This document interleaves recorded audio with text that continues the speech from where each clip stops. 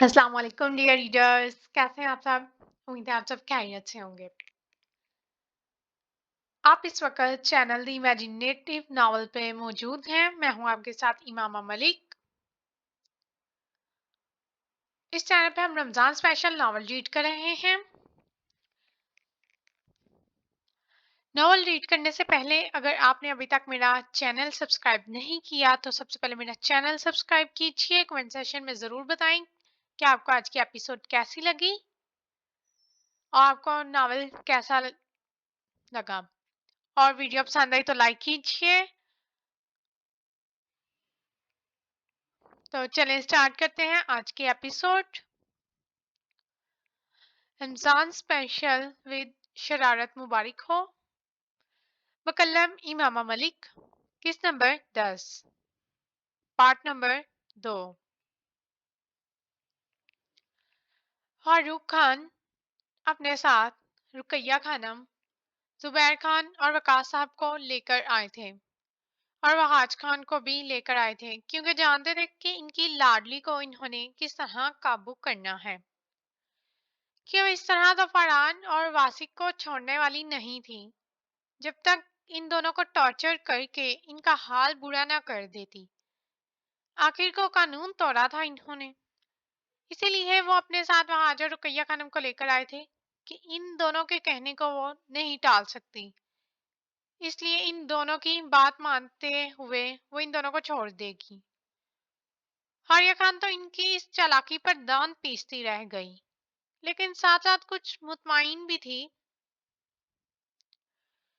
यकीनन अभी थाने में तो कुछ नहीं कहेंगे और यहाँ अपनी रेपुटेशन खराब ना हो, इसलिए ये छुड़ा कर भी ले जाएंगे। लेकिन घर जाके जो इनका हाल करेंगे वो अच्छे से जानते हैं। इसलिए मुस्कुराते हुए फारिया ने इन दोनों को बेल दे दी और घर जाने की इजाजत दे दी। वो दोनों पहले फारिया के टॉर्चर से तंग आए हुए थे, लेकिन अब घर जाके फारूक साहब का टॉर्चर सहने की हिम्मत नहीं रखते थे। इसलिए जल्दी से दादी के पल्लू को थाम कर बैठ गए। यानी इन्होंने तो कोई गलत काम किया ही नहीं, फारिया और इसका कानून ही गलत है। और फारूक साहब, वो इन पर गुस्सा क्यों निकालें जब इन्होंने कोई गलत काम किया ही नहीं। दादी ने भी इन दोनों को अपने पल्लू में छुपा लिया। जुबैर खान तो पहलू बदल कर रह गए, यानी अब इनकी भी दाल नहीं गलने वाली।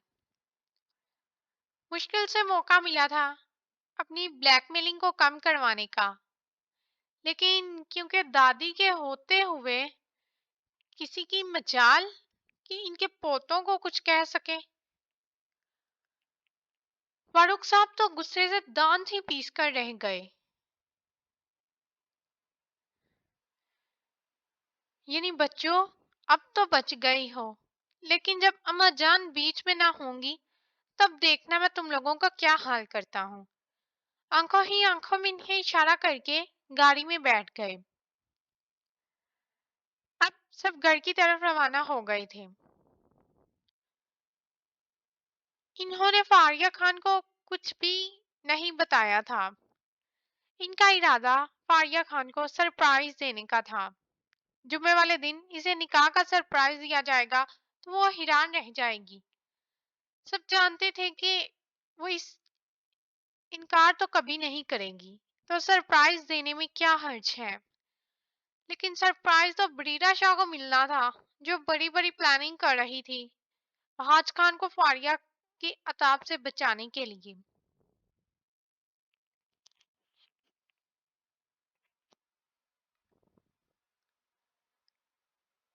हेलो, हेलो, कोई घर में कोई है? एनीवन हियर और नॉट? या सारे के सारे ही कहीं फ्लाइंग किए हुए हो? फड़ा खान तो ये आवाज सुनकर जल्दी से भागती हुई बाहर आई और आते ही चीखते हुए आने वाली के गले लग गईं। ओए कमल, तू कब आई? कोई इतला भी नहीं की तूने आने की। बता ही देती, कोई एहतमाम वहतमाम ही कर लेती। फराह खान खुशदिली से बोली, ओ, छोड़ो एहतमाम को। अगर पहले से आने की इत्तला दे देती तो तुम्हारी सास साफ साफ अल्फाज में मना कर देती, या फिर यहाँ आने वाली गाड़ियों को ही रोक देती कि मुझसे इजाफी किराया ले लो। लेकिन दी ब्यूटीफुल, दी लवली, दी प्रीटी, दी लिटिल कमल को यहाँ तक ना लेकर आना। पता है मुझे अच्छी तरह से तुम्हारी सास का। हरा खान तो पहलू बदल कर रह गईं। अब वो इस बात पर क्या जवाब देती, जबकि वो खुद भी अपनी सास को अच्छे से जानती थीं।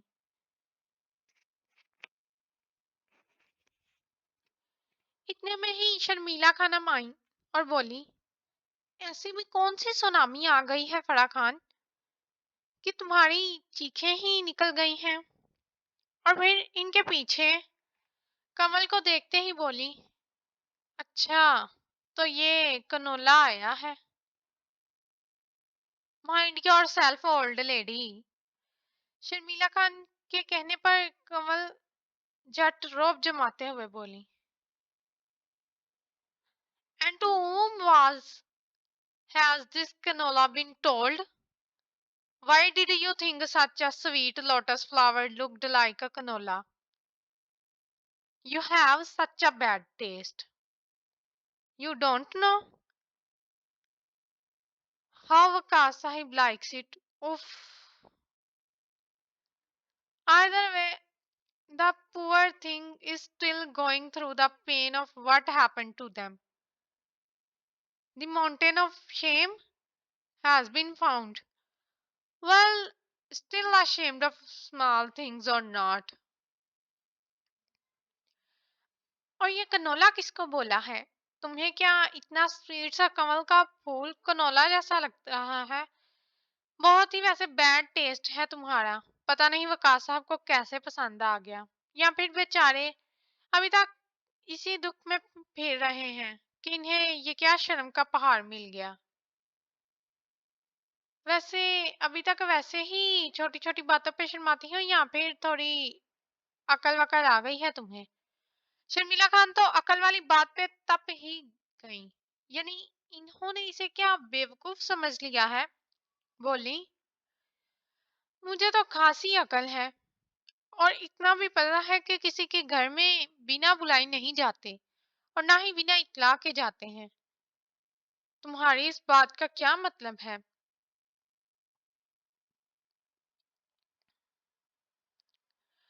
कमल जट बुरा मनाते हुए बोली, क्योंकि वह जानती थी कि वो इन्हें ही कह रही हैं। तो शर्मिला खान बोली, जो समझे मैं इसी को कह रही हूँ।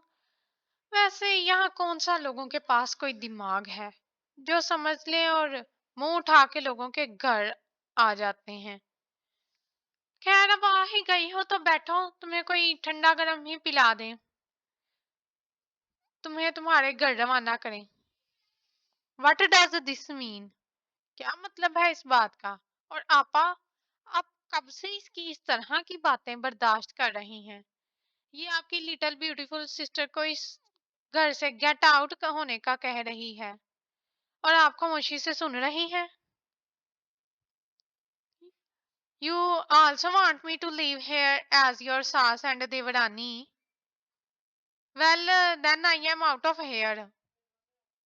यानी आप भी चाहती हैं कि मैं यहाँ से चली जाऊं अपनी सास और देवरानी की तरह? तो ठीक है, फिर मैं यहाँ से चली जाती हूँ।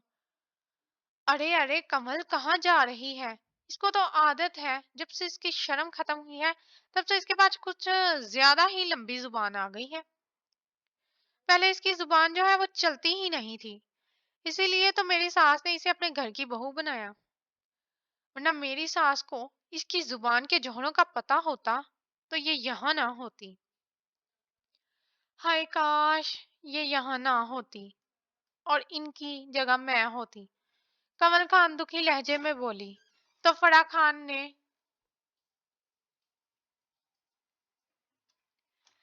अपनी बहन को गुस्से से देखा और आंखों ही आंखों में इशारा किया, तू यहाँ से तू कमरे में चल, तुझे मैं बताती हूँ कि तू यहाँ होती कि टांगे तुड़वा के अस्पताल में।